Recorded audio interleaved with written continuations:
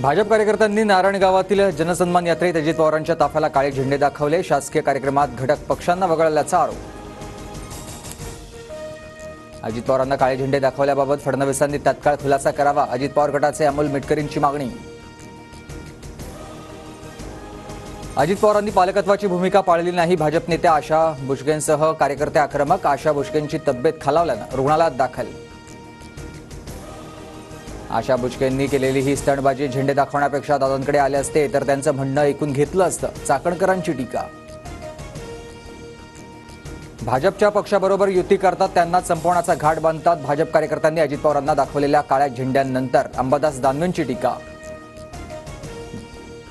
जय पवारांकडून रोहित पवारांच्या मतदारसंघात बैठका, राष्ट्रवादी काँग्रेसची मोर्चेबांधणी करण्यासाठी जय पवार थेट कर्जत जामखेड मतदारसंघात। विधानसभेच्या निवडणुका नोव्हेंबर महिन्यात असण्याची शक्यता, पुण्यातील लाडकी बहीण योजनेच्या शुभारंभ कार्यक्रमातून मुख्यमंत्री शिंदेंचे संकेत। दिशाभूल करण्यासाठी सर्वे महाविकास आघाडी 175 ते 180 जागा जिंकणार, राज्यातील सत्ताधारी पराभूत होत आहेत, संजय राऊतांची टीका। योजनांची अंमलबजावणी सुरू, जनतेत आनंदाचं वातावरण, राज्यात पुन्हा महायुतीचं सरकार येणार, छगन भुजबळ यांची प्रतिक्रिया।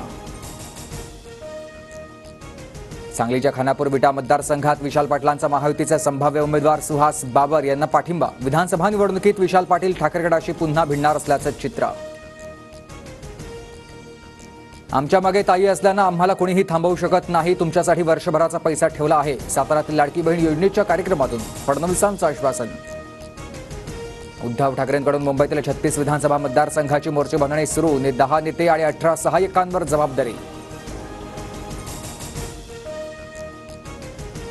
मराठा आरक्षणावरून संभाजी भिडेंची पलटी, अंतरवाली सराटीत उपोषणवेळी सरकारच्या वतीनं आरक्षणाचं आश्वासन, मात्र आता वाघासारख्या समाजाला आरक्षणाची गरज नसल्याची भूमिका।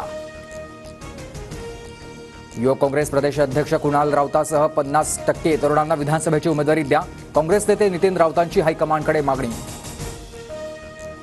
62 जागा नितीन राऊतांनी मागितल्या तर इतर जागा आम्ही वाटून घेऊ, संजय राऊतांचा काँग्रेसच्या नितीन राऊतांना मिश्किल टोला। जरांगेंच्या बाटेवर भाजपचे 3 नेते असल्याची चर्चा, संगीता ठोबरे, राजेंद्र म्हस्के आणि मिनल खतगावकर यांनी घेतली जरांगेंची भेट।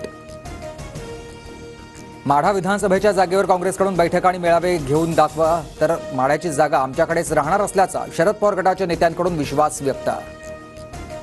उमरेड, काटोल, पूर्व नागपूर आणि हिंगण्यासाठी पवार गट आग्रही, तर पवारांची भेट घेत पदाधिकाऱ्यांकडून 4 मतदारसंघाची मागणी, तर रामटेकच्या जागेवर ठाकरे गटाचा दावा।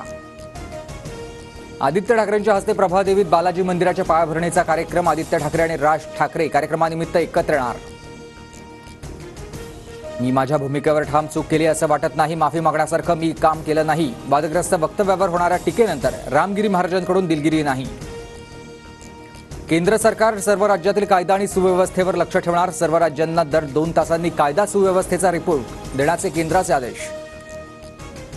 राज्यातील बहुतांश भागात आज जोरदार पावसाचा इशारा, कोकण, मध्य महाराष्ट्र, मराठवाडा आणि संपूर्ण विदर्भात पावसाचा येलो अलर्ट जारी।